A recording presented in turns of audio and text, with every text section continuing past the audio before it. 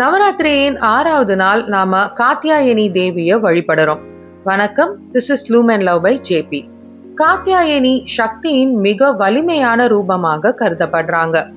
அசுரர்கள் தர்மத்தை அழித்து மக்களை துன்புறுத்திட்டு இருந்தாங்க. அந்த நேரத்துல தான் உலகின் அனைத்து தெய்வங்களின் சக்தியும் ஒன்று சேர்ந்து காத்யாயனியின் உருவத்தை உருவாக்கினாங்க. அதனால அவங்கள அசுர நாசினினும் அழைக்கிறோம்.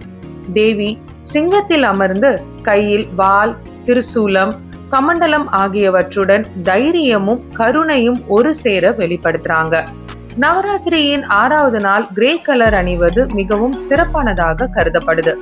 கிரே கலர் நம்முடைய வாழ்க்கையில சமநிலையையும் அமைதியையும் குறிக்குது.